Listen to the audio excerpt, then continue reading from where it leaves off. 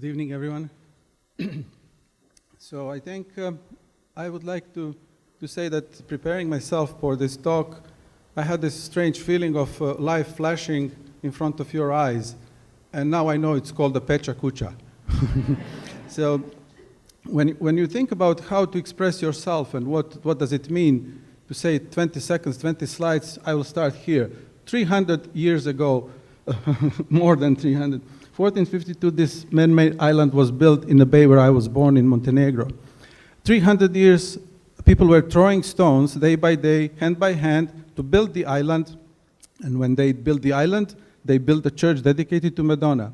In 1994, due to circumstances in my country, we maybe heard about civil war, I ended up in Vancouver, like many people here in this room tonight, experiencing new beginning or the rebirth or death or whatever. So my art was very pointed. I started from thorns and tried to reach some little stars. So I embraced the irony and my skills. So this is actually drawing that express my skill. It's all drawing like a trompe-l'oeil. I kind of like to be ironic, and I use Twitter and media to kind of put some little nasty notes every day, and I have every follower every couple of days. And I love to read like difficult people like Friedrich Nietzsche to inspire me what art and what reality is kind of about. And it's a very weird relationship with me and these people. When I read Nietzsche, I cannot talk to anyone for months. And I behave weird, I just withdraw from life. And this is what I think is truly a kind of disappointing in reality and perception of reality, because I think my job as an artist is to be kind of an antagonistic, a critical viewer of these things, and there are many, many things that I completely disagree. So I use my art as a weapon, as a shield, as anything, and creating some my visual ontology of my works, I created this kind of daily process of 365 drawings as a response to the kind of all disturbances that I see around. For example, in this room, I can see the exit sign there, and I'm immediately disturbed. I'm drawing it there, as you can see. So what happened is this work promoted me nicely. I ended up in a drawing center in New York being represented with this piece, and I said, okay, maybe people like it. And it's interesting in my work that I was doing it very traditional technique, using traditional technique with gesso, handmade on, like all these pieces. I embed my DNA. We spoke about DNA tonight. I embed my DNA into the piece, into the work, and then I started declaring, like, who am I in this process of cloning myself, hating, liking, or not? And I noticed that I have many issues, that every person has a split personality, so I decided to create 4 people who kind of represent myself and 100 years of artistic practice. And all of them are me, just seen in different languages and different destinies. It took me 2 years to come up with the concept like of me split into four pieces.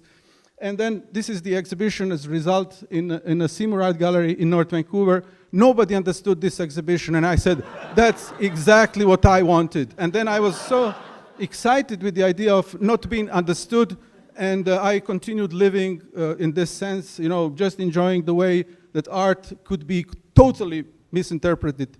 And I ended up making huge charcoal drawing and collaborating with my wife, Amona Ra, and working on huge pieces.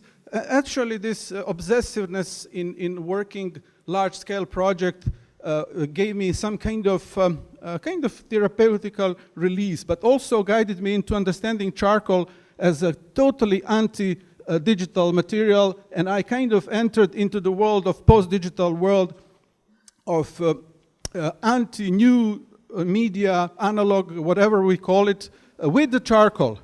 So charcoal helped me to find and refine the secret parts of the paintings in the past that I adored, the secret geometries and stuff. So I kind of spent lots of time looking at the things and trying to find the meanings inside those works, and studying classics, studying this hidden thing, because somehow I think the geometry is kind of intelligence of the universe, right? So all this exploration guided me to uncover that we were wrong in making architecture. And I said, okay, how can I make architecture without making architecture? I started drawing winds, temperature, air, anything that is outside in the environment, whether it is invisible and inexplicable. And drawing those things, started making shapes that looked like some kind of buildings and architecture. And I said, okay, this is interesting.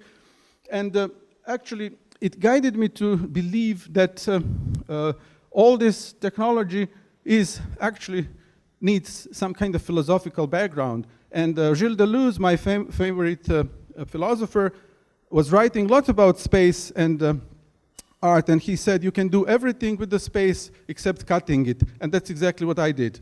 So this piece actually opened up a new kind of idea of space, and I said, why don't I cut myself this view of reality? And this happens very few moments in my life when I was able to go into some other space of mind, and after some kind of very special moments where I was given a chance to probably penetrate into some other space, whatever.